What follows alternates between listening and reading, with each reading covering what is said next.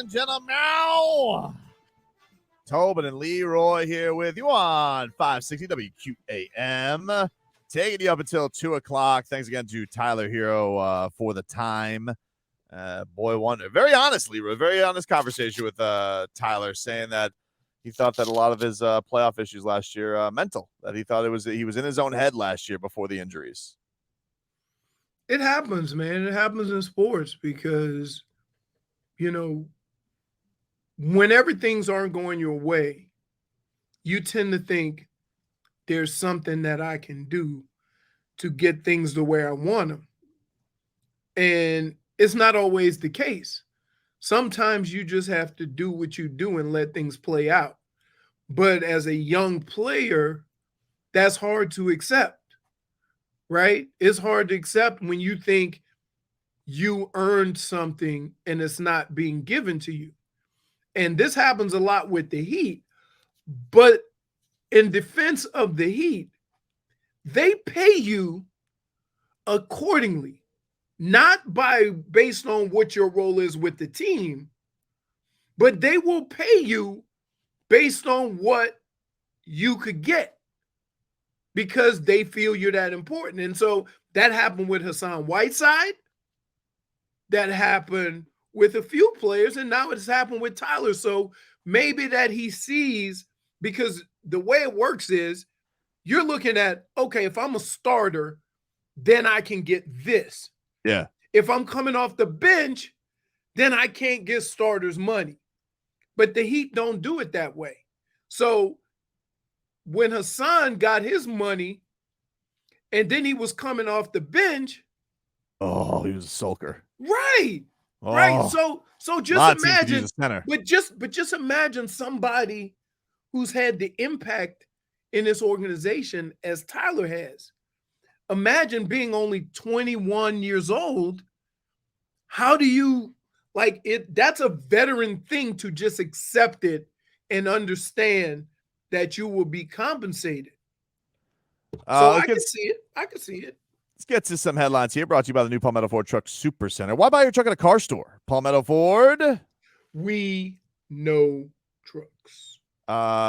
Mike McDaniel speaking to the media. We got week 5 coming up against the New York Jets. Big questions surrounding the Dolphins' secondary health, especially around Xavier Howard.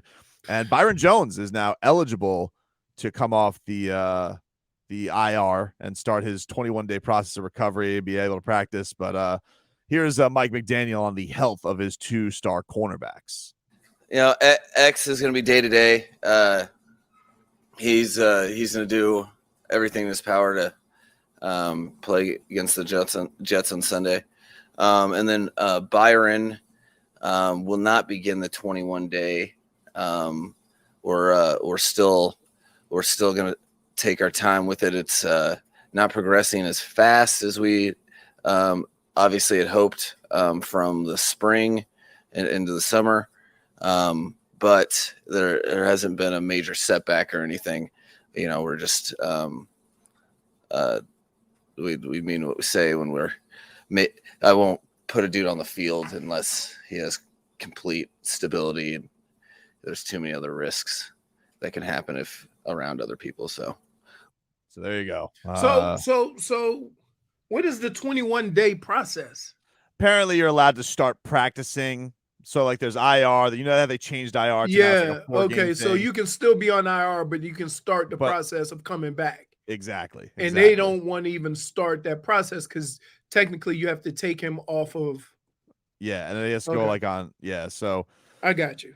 Doesn't sound great, man. I mean, like he had that surgery in the offseason. There was some questions if they're going to bring back Byron Jones, and then he gets the surgery. I think that guaranteed his salary for him. So got him. And hey, I wish I would have thought like that. So I don't know, man. Look, this is definitely a more explosive Jets team, and this Dolphins team has been giving up some big plays all year. And, yeah. Here's how you start. I'm a little concerned, man. I'm a little concerned. I am because they do have talent outside. And I've already seen this with Cleveland, right? If you don't get to the quarterback, and it was Joe Flacco, who was a statue. And if you didn't get to Joe Flacco, he has some weapons outside that they can exploit because they're really fast and they have a rookie who's really good. Yeah. So I mean, we've seen that definitely with Josh Boyer. He likes to get funky with the young quarterbacks, and we know Zach Wilson's a gunslinger and can move around a little bit, but still, you know, X has been, he's definitely looks like he's playing hampered. He does not look like the guy from last year because he is not playing at 100%. right. Yeah, and here's how football works. 70% of Xavier Howard is going to be 100% better than who you're going to put in to replace him. Right. But it's still only 70%. So it's not a knock on X. And we tend to watch these games and see, and don't take that into account when he's trying to do the things that he's trying to do on the football field. Mm-hmm. But you'd be even more pissed off if he didn't play and the guy they put in was Noah Igbenogany. Oh, yeah. So I'm pretty sure as a coach, you're looking at your options and you have to play this game almost at every position every week. If they were allowed, if Byron Jones was allowed to have his little Achilles scooter out there instead of Noah Igbenogany, I think that you would take Achilles scooter. Which, by the way, hey, I mean, shouldn't he be turning in a corner or something? Who? Noah? No, who? Yeah. No, I don't think so, dude. I think it's over. Really? It's over, dude. It's over. It's a new regime, and he's still in the same spot. How about this? Have you ever known of a first rounder who didn't play quarterback that's been inactive more times than he's been active in his first couple of years? No. Right. No. This is it's crazy. This is something. But I think one of the things that has helped is they've gotten a guy like Kader Kohu who has looked undrafted free agent. So, look, that's great. Kader. Yeah, Darth Kader. Hey, he sounds like that car from Tater. Tater from Cars? Yeah. Child. Tater. I'm a child? You're a child. Oh, my goodness. What? -1 for even saying something stupid like that. -1. As childish as you are? You know what, dude? We're going to see who's a child when you're bouncing around the steps of FTX Arena in a dragon outfit. I'm just going to welcome back Gogi with love. Yeah. Bam seemed pretty disappointed. Shocked, probably. Hey. Probably more of a shock. Hey. Didn't really. Hey, he stared at you for like 3 minutes. Look. That was the look he gave when he found out about the Goran Dragic. Oh, man. Oh, he said like who was it was Precious. He go, "Are you serious?" You serious? Thanks, Precious. I'm telling you though. That was Precious with the press swish. I think it's money. I might have to pass that on to I think is it Paul Jones up in Toronto. I might have to say I'm impressed. You know that. May have to. He's because he's Mark Jones' brother. Great broadcasting family. Wow. So I'm gonna have to maybe send that up his way. I say, hey, that's all you, baby. If you want that. Let's get an update from your Miami Dolphins head coach, Mike McDaniel, on where things are with Tua Tagovailoa, who did his interview yesterday in the investigation into his concussion and if the Dolphins were evil. Here is where things are with Mike McDaniel and his starting quarterback, who will not start this week. It's at this point in time, he's in the protocol, and it's all about the only thing it's about, and that's the health of the human being. So, he's it's a change in routine for him. So, and he loves football and loves being around his teammates. So he will, it's another example of us having to have honest and forthright communication with the medical staff, but he'll be around as long as it doesn't adversely affect him,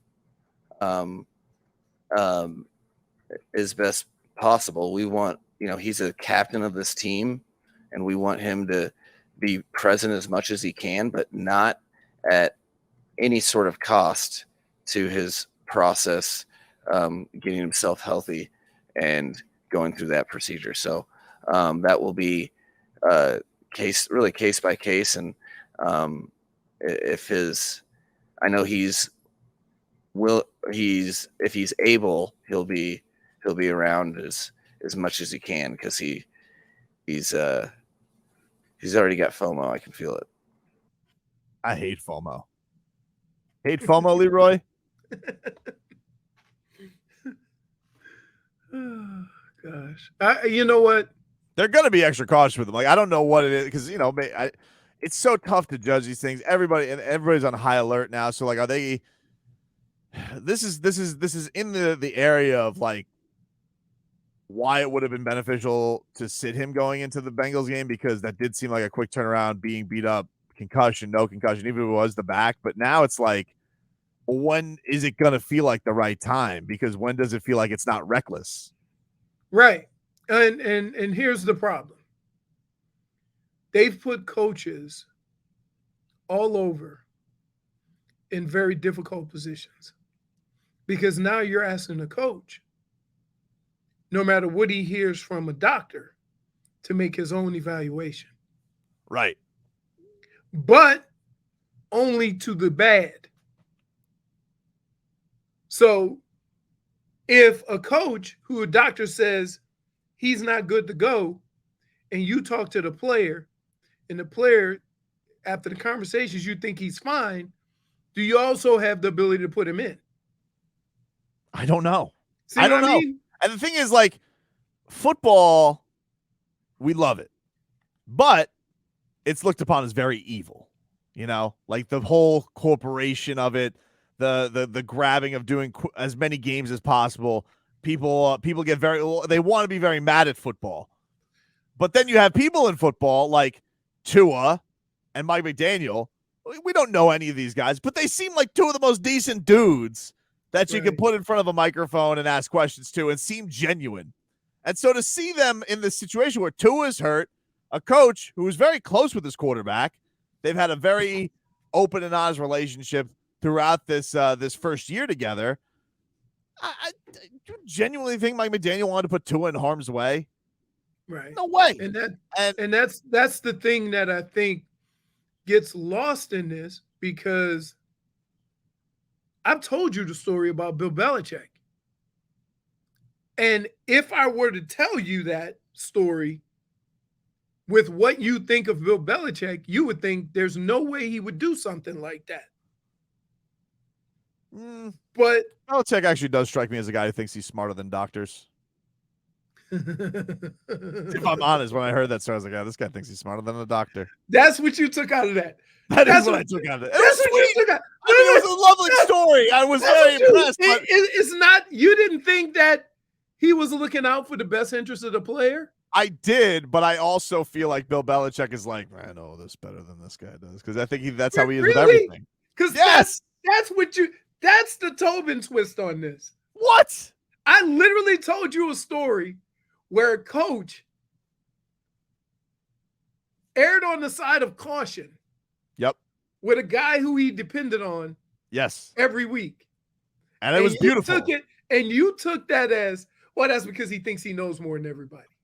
It can be both. No, it can't. It can be both. How can you be genuinely concerned while saying the doctors don't know what the hell they're talking about? If you are genuinely by nature think you're smarter than everybody else, even if it's a doctor, your concern can be raised. You'd be like, I don't believe it. Horde doesn't look right to me. But that's the genuine. And guess what? No. Let's take it one step farther. I passed all the tests. Yeah, didn't I smell went right through full practices and got hit and all that. And he still said, we're going to sit you out of caution one more week. Pull the plug. Yeah. So, like, how can you are the only person that would take that story and put a Belichick twist on it. I'm not putting well, it does have a Belichick twist on it because it's Belichick, but like I could even hear in his answer yesterday, I was like, because this guy thinks he knows more than doctors, You can see it. Or him saying, I've sat guys out of precaution. Yes. Well, he even has his own protocol. He goes, oh, we have medical clearance, but then we have the coaching clearance. So you can't get the stamp of Really? approval without him. Really? Are you serious? What? Put up the Bam look. That's how I'm looking at you right now. That's it. And you know what's amazing? I keep forgetting you're in control of that. So when I say put up the Bam look, and you go. It's been a very distracting show with all the screens going on. I feel like he threw to an interview earlier. I was like, "Hey, Marcos, throw that Tyler Hero interview up there," and he goes, "But you have to." I was like, whoops. So look, I genuinely think that coaches do care about the welfare and the well-being of their players, if only for this fact. When a player gets hurt, you want to deal with it and have it to be done. Mm-hmm. You don't want to have to keep revisiting it. So if a guy has a banged up ankle, right, and he starts running, but you still see a little bit of, hitch in his giddy up, you might sit him for an additional game, even though he could probably play in that game, because you don't want this lingering. Right. So I understand why a coach would err on the side of caution, but there's certain situations in football that I don't care how smart you are.